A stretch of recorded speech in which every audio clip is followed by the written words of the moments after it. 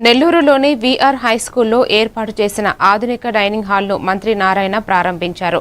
Mid day meals నాణ్యతను పరిశీలించి menu అమలుపై విద్యార్థులను అడిగి తెలుసుకున్నారు. అనంతరం పిల్లలతో కలిసి సహపంక్తి భోజనం చేశారు. 1000 మంది నిరుపేద విద్యార్థులు చదువుతున్న ఈ పాఠశాలలో అంతర్జాతీయ ప్రమాణాలతో విద్యా బోధన జరుగుతోందని మంత్రి తెలిపారు. ఒకేసారి 400 మంది విద్యార్థులు భోజనం చేసేలా హాల్ నిర్మించగా పై అంతస్తు పూర్తయితే 800 మందికి సిట్టింగ్ ఉంటుందని వెల్లడించారు. విద్యార్థులు థ్యాంక్యూ నారాయణ్ సార్ అంటూ ఆనందం వ్యక్తం చేశారు. ఈరోజు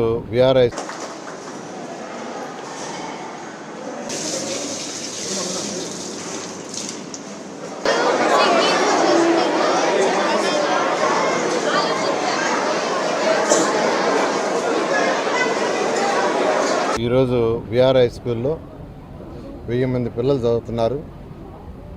ఆ పిల్లలకు ఒక మంచి డైనింగ్ హాల్ కట్టమని ఆదేశించాను. చాలా చక్కటి డైనింగ్ హాల్ కట్టారు.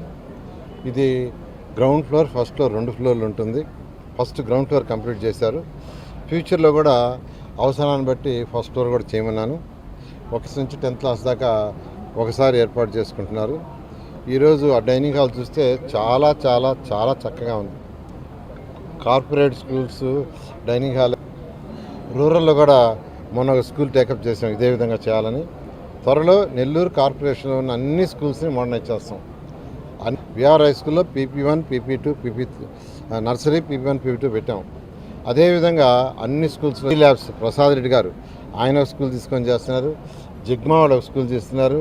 TVS కంపెనీ వాళ్ళు ఒక స్కూల్ తీసుకొని చేస్తున్నారు. అదేవిధంగా రుషిత్ కంపెనీ వాళ్ళు వాళ్ళకి స్కూల్ చేస్తున్నారు.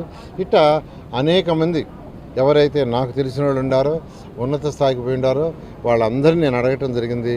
ప్రతి ఒక్కరూ వీఆర్ హై స్కూల్ మీరు బ్రహ్మాండంగా తీర్చిదిద్దారు, మేము కూడా ఒక స్కూల్ చేస్తామనే దాంతో ముందుకు వచ్చారు. వాళ్ళందరూ కూడా ప్రత్యేకమైన ధన్యవాదాలు. స్కూల్ కంటే బెటర్గా ఇంటర్నేషనల్ స్కూల్ చేయాలనే ఉద్దేశంతో ఆదేశించాను. వాళ్ళు పిలిచి నెక్స్ట్ వీక్ టెండర్లు పిలుస్తారు. దాన్ని కూడా టేకప్ చేసి దాన్ని కూడా ఈ జూన్ జూలైకి phase 1 కంప్లీట్ చేసి అక్కడ అడ్మిషన్ చేయడం జరుగుతుంది.